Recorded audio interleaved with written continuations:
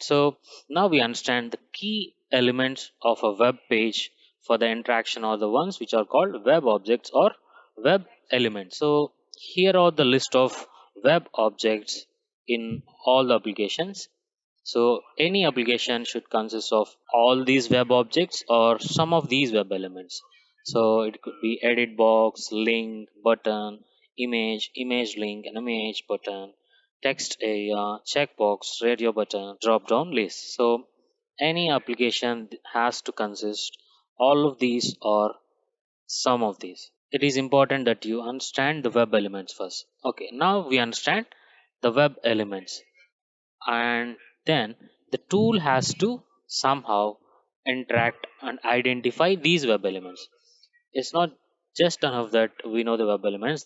The tool has to understand the difference between what is edit box and what is link and what is button, that particular button I mean to say.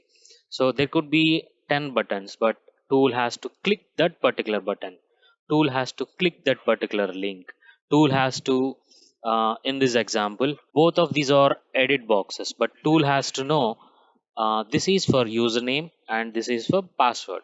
And how that is going to happen is with the help of object locators or object identifiers.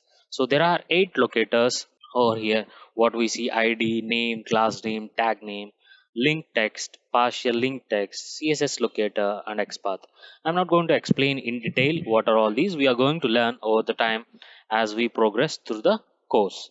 So let me show you few object locators just for the completion of this particular chapter. So if you just right click on any web element or web object and select inspect, there you will see this web element or object is identified by this HTML tag.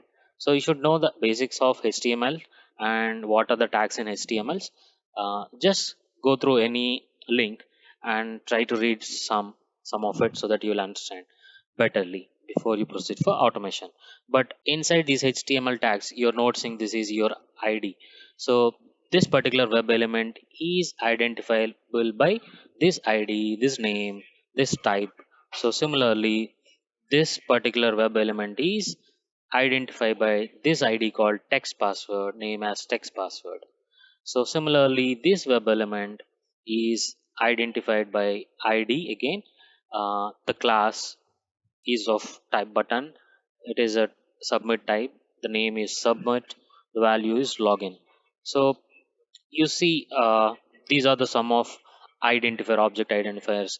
Few of the 8 object identifiers: ID, class name, the name. So this is these are what called the object identifiers. If you just see, let us type this one, this ID over here. So I searched for this one and it is showing there are 2 matches. One is this one. I pressed on enter again, and there is another here.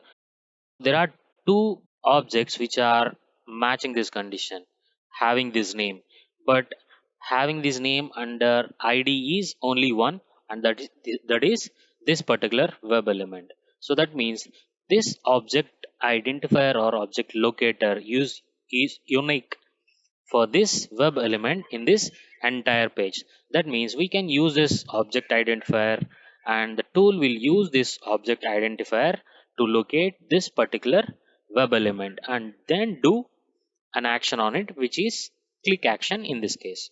So these are the concepts behind the automation. So these are web elements and these are object identifiers.